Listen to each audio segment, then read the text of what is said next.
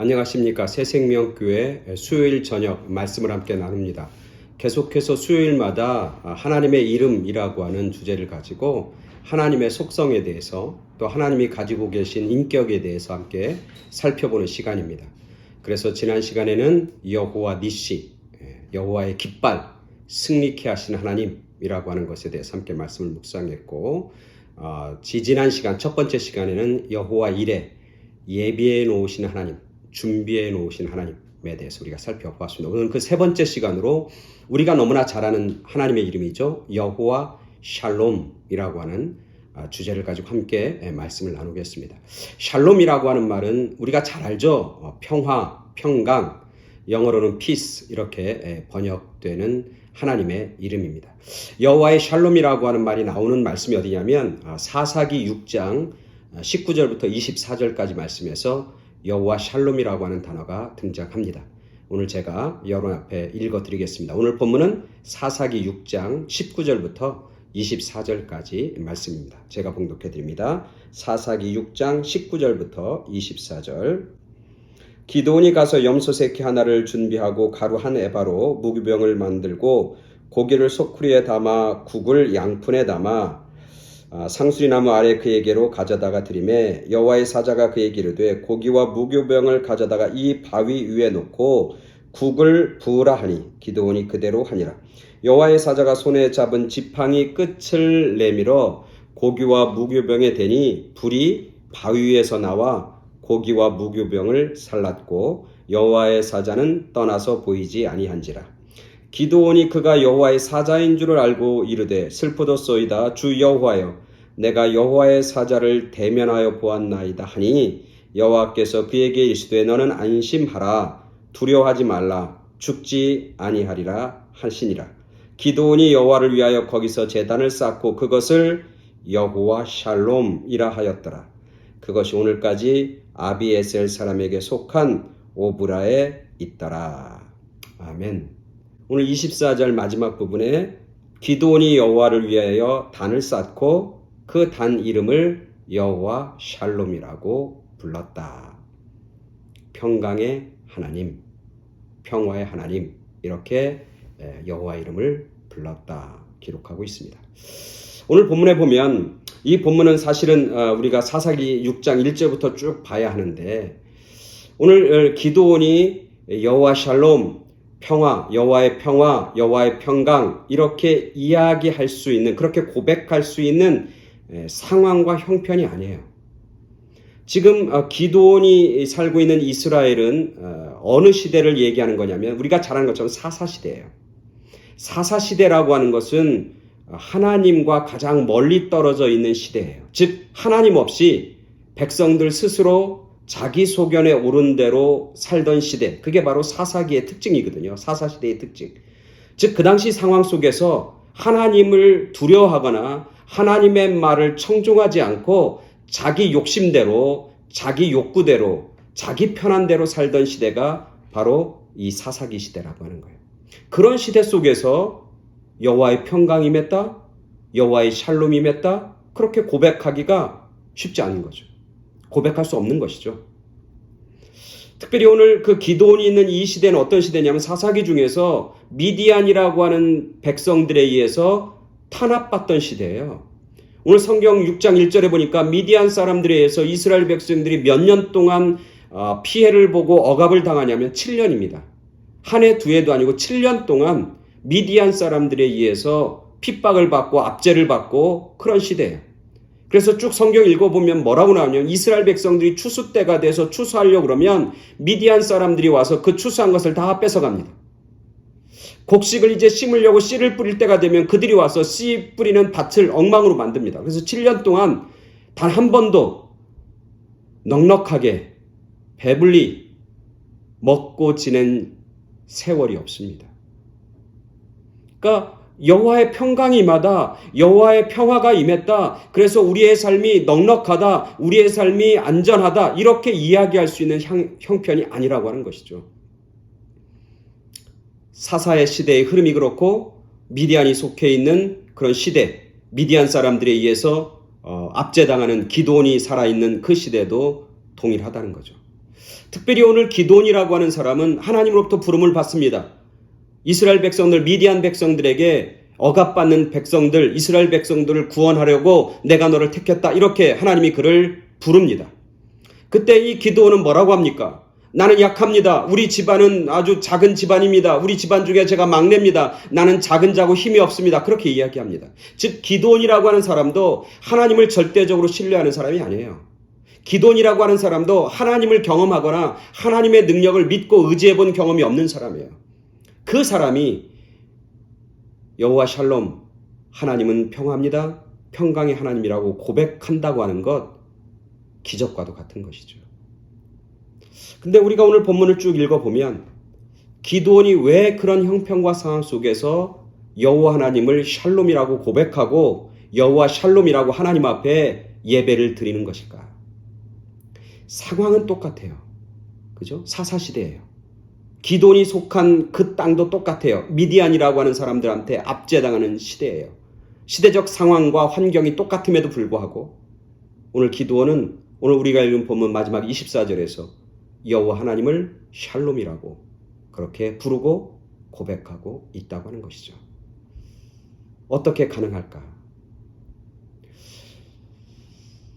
이 여호와 샬롬이라고 하는 이 샬롬의 이 평화는 우리가 일반적으로 생각하는 평화와 무언가 질적인 차이가 있음을 우리는 발견해야 됩니다. 그래야 이 여호와 샬롬이라고 고백하고 부른 그 고백을 우리가 이해할 수 있는 것이죠. 우리가 쉽게 생각하기에 평화는 어떤 상태입니까? 평화는 어떤 상태잖아. 어떤 상태? 전쟁과 싸움이 멈춘 상태. 또 평화란 상태는 어떤 상태입니까? 갈등이 온전하고 완전하게 타협이 돼서 더 이상 갈등이 없는 상태. 고요한 상태. 그것을 우리는 평화라고 그렇게 이야기합니다. 우리가 상식적으로 세상적으로 정의하는 평화죠. 그러나 여기서 여호와 샬롬, 샬롬이라고 하는 이 말의 뜻은 그런 평화 그 이상의 것이죠. 즉 샬롬이라고 하는 말은 뭘 의미하는 거냐면 하나님이 우리에게 부어주시는 은혜, 하나님이 우리의 마음의 상태를 다스리고 있는 상태, 그것을 샬롬이라고 합니다. 다른 얘기로 하면 우리 환경이 똑같아. 우리의 처지가 똑같아. 그러나 그 상황 속에서도 뭘 맛볼 수 있다는 거예요? 하나님의 샬롬은 경험되어질 수 있다는 거예요. 전쟁터 속에서도 우리는 여호와의 샬롬을 경험한다는 거예요. 갈등의 한복판 속에서도 실패의 한복판 속에서도 우리는 뭘 경험할 수 있어요? 세상적인 평화가 없다고 이야기하는 그 상황 속에서도 우리는 뭘 경험할 수 있어? 여호와의 샬롬, 하나님의 평강은 맛보고 들을 수 있다는 거예요. 그래서 예수님도 뭐라고 하면 제자들에게 내가 너에게 평화를 주러 왔다고, 내가 너에게 주는 평강은, 내가 너에게 주는 평화는 세상이 주는 것과 다르다고, 세상의 그 어떤 것과도 맛볼 수 없는 평강, 평화를 내가 너에게 준다고 얘기하는 거죠. 즉 그 평화는 누가 주는 거냐면 우리 스스로 노력해서 얻는 게 아니라 하나님의 은혜이고 하나님이 허락해 주시는 선물이다. 성령의 열매 중에 첫 번째가 뭐예요? 평강, 화평. 그래서 여호와 샬롬은 절대적으로 하나님과 연결되어 있고 관계되어 있다고 하는 것을 우리는 먼저 알아야 하는 것이죠. 오늘 기드온 사사기 6장 기드온의 이야기 속에서 하나님은 계속해서 기드온에게 얘기하는 겁니다. 나는 할 수 없습니다. 우리 족속은 너무나 작습니다. 내가 무엇이간데 그걸 할 수 있어요. 그러니까 15절에 기드온이 뭐라고 합니까? 오 주여 내가 무엇으로 이스라엘을 구원하리이까? 나의 집은 므낫세 중에 극히 약하고 나는 내 아버지 집에서 가장 작은 자입니다. 그렇게 얘기합니다. 그런 기드온에게 하나님은 뭐라고 그래요? 뭐라고 불러요? 너는 용사다. 너는 용사다. 내가 너와 함께 하겠다. 기드온이 용사가 될 수 있는 것은 그가 가지고 있는 힘, 그가 가지고 있는 능력, 그가 가지고 있는 가문, 그가 가지고 있는 놀라운 군사력에 있는 게 아니라 그가 큰 용사라고 하는 것은 하나님 뭐야? 내가 너와 함께함이라. 하나님이 그를 부르십니다. 너는 큰 용사라. 오늘 성경에서 기드온을 부르실 때 뭐라고 하면 이렇게 얘기합니다. 너는 큰 용사라. 그러면서 뭐라고 하냐면 내가 너와 함께하겠다. 그렇게 말씀하고 있는 것이죠. 오늘 기도원이 나는 못합니다 라고 했을 때 그 이야기에 대해서 16절에 하나님 뭐라면 여호와께서 기도원에게 이르시되 내가 반드시 너와 함께 하리니 너가 미디암 사람 치기를 한 사람을 치듯 하리라. 10만 명의 사람들을 치는데 한 사람을 치듯 할 거라는 거야. 왜? 너는 큰 용사이기 때문에. 너가 큰 용사인 이유는 뭐야? 내가 너와 함께 하니까. 하나님이 이 기드온이라고 하는 사람과의 대화 속에서, 그리고 기드온이 마지막에 고백하는 여호와 샬롬이라고 고백하는 이 하나님과의 대화 속에서 하나님이 오늘 우리들에게, 그리고 기드온에게 알려주고 싶은 건 뭐냐면 너희 손에 달려있는 게 아니라 하나님의 손에 달려있다고 하는 거. 평화가 너희의 힘으로 이루어지는 것이 아니라, 너희의 능력으로 이루어지는 것이 아니라 내가 너희에게 허락해 줄 때 너희 삶 가운데 평강이 임한다고 하는 사실을 보여주는 거예요. 너가 세상적으로 대단한 것 가지고 있고, 대단한 교육이 있고, 대단한 학교 나왔고, 대단한 가문이고, 대단히 많은 부를 축적하고, 너가 대단한 사회적 위치가 있다고 해서 너가 큰 용사가 된 게 아니라 내가 너와 함께 하니까 너가 큰 용사고, 내가 너와 함께 하니까 너가 승리할 수 있는 것이고, 내가 너와 함께 하니까 곧 그게 너희에게 평강이 되고 평화가 된다고 하는 사실을 오늘 우리들에게 가르쳐주고 있는 것이죠. 그래서 이 평화는 하나님이 주시는 것이다. 그리고 하나님이 주신 샬롬은 뭐와 관계 있냐면 참된 쉼과 관련이 있어요. 참된 안식과. 수고하고 무거운 짐진 자들아 다 내게로 오라. 내가 너희를 쉬게 하리라. 여기서 쉬게 한다고 하는 말이 샬롬.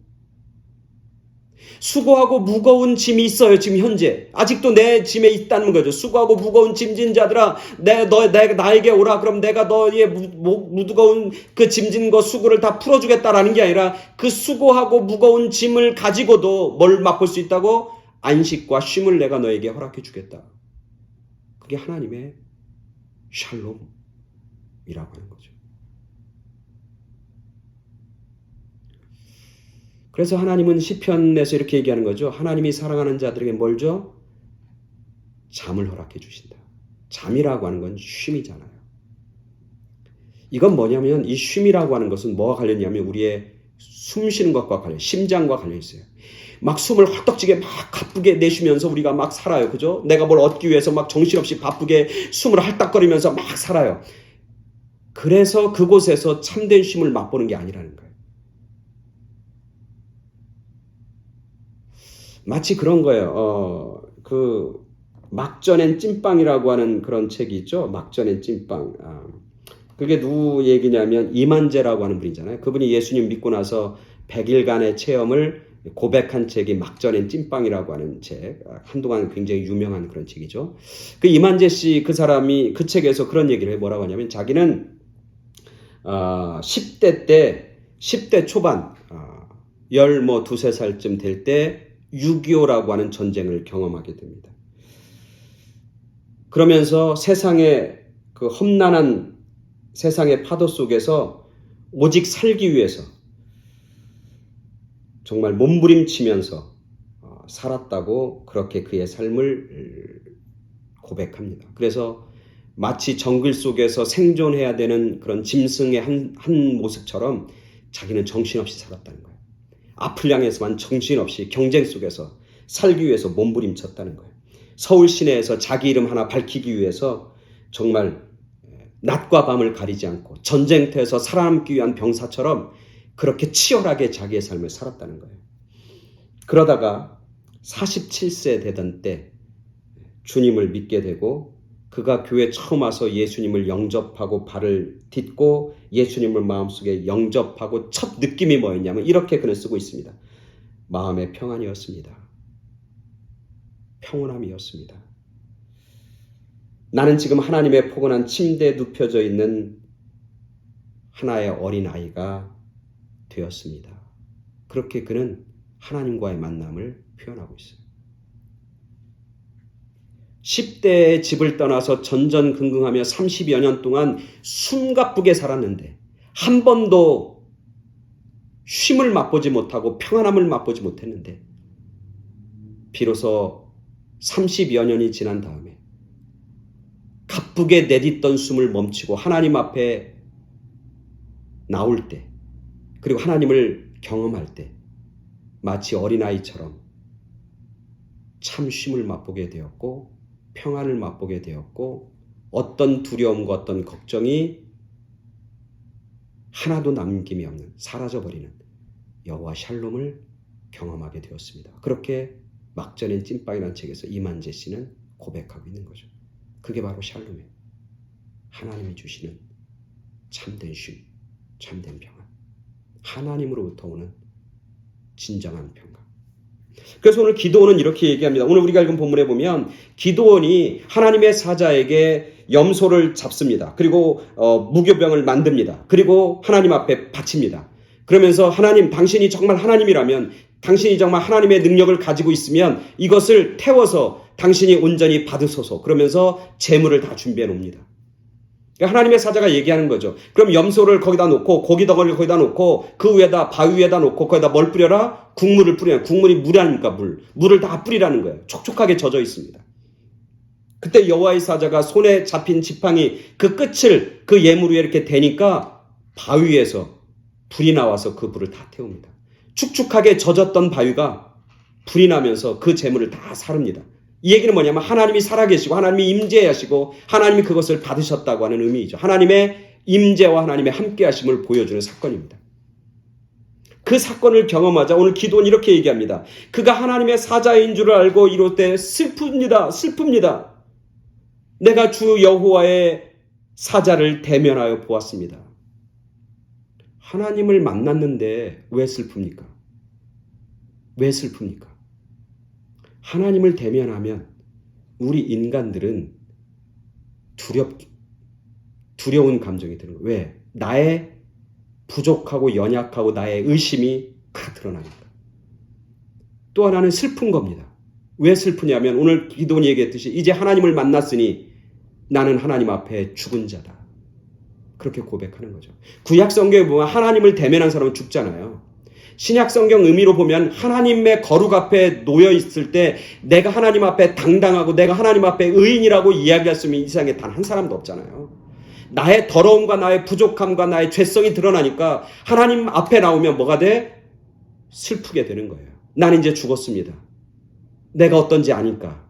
나는 하나님 앞에 자랑할 것이 아무것도 없습니다. 내가 하나님 앞에 내세울 것이 아무것도 없습니다. 나는 하나님 앞에 이제는 죽은 존재입니다. 이젠 나에게 내가 하나님 앞에 내세우고 당당할 건 아무것도 없습니다. 내 힘으로는 아무것도 못합니다. 그렇게 꼬꾸라지는 것이죠. 오늘 기도원이 그런 겁니다. 슬픕니다. 두렵습니다. 다른 얘기로 하면 나는 이제 죽었습니다. 하나님 앞에 난 죽었습니다. 내가 가지고 있는 것은 다 교만이고 아무것도 아닙니다. 내가 할 수 있는 것은 아무것도 없습니다. 그렇게 그는 고백하는 거죠.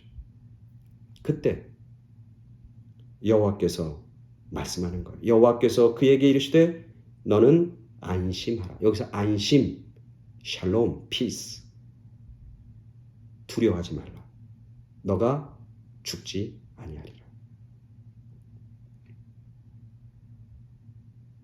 자기가 죽었다고 하나님 앞에 인정하고 하나님 앞에 내가 아무것도 아니라고 하는 사실을 고백하고 하나님 앞에 납작 엎드리고 이제 난 죽었습니다. 이제 난 포기합니다.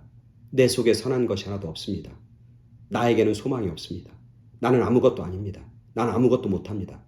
그렇게 그가 죽었다고 슬프다고 두렵다고 그렇게 고백했을 때 하나님이 그에게 뭘 줘요? 안심하라. 샬롬, 평화를 주는 거예요. 두려워하지 말라.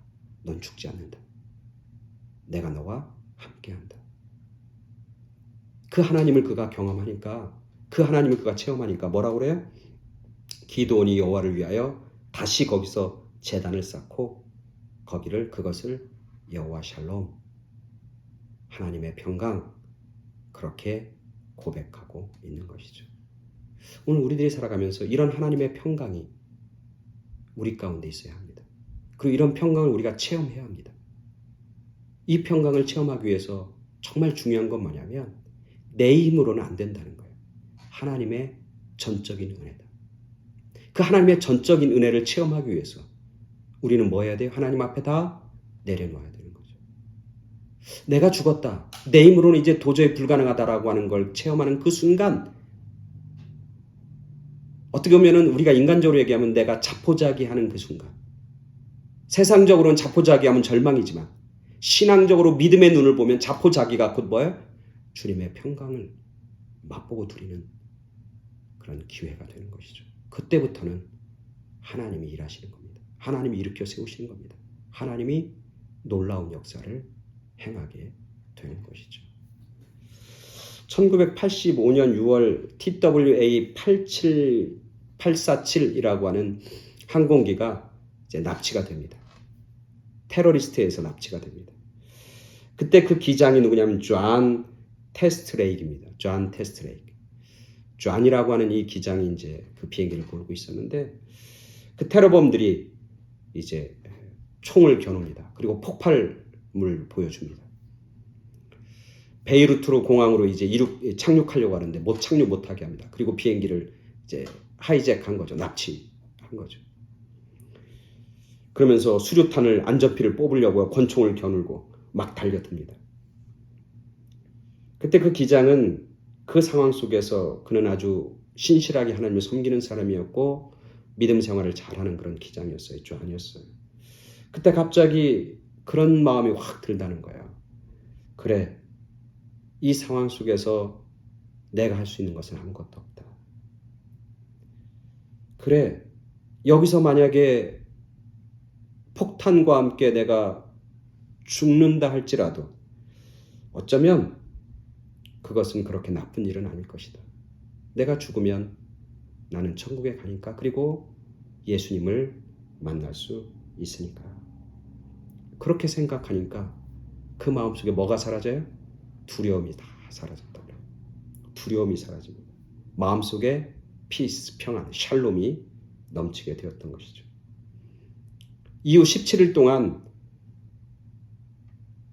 847 비행기 피납 때문에 전 세계가 두려워하고 공포 가운데 있었는데, 이 기장은 당시의 일을 이렇게 고백합니다. 하나님께서 내가 죽지 않기를 원하신다면 테러범이 나를 어찌할 수 없다고 나는 생각했습니다. 하나님은 수류탄이 터지지 않고 방아쇠가 당겨지지 않도록 하실 수 있습니다. 하나님은 그렇게 하실 수 있습니다. 하지만 하나님께서 내가 죽도록 허용하셨다면 그것은 곧 나를 위해 마련하신 더 좋은 것, 더할 수 없이 좋은 그분의 계획이었을 것입니다. 죽는 것도 사는 것도 하나님의 손에 달려 있으니 내 마음에는 평안이 임했다. 그렇게 그는 고백하는 거죠.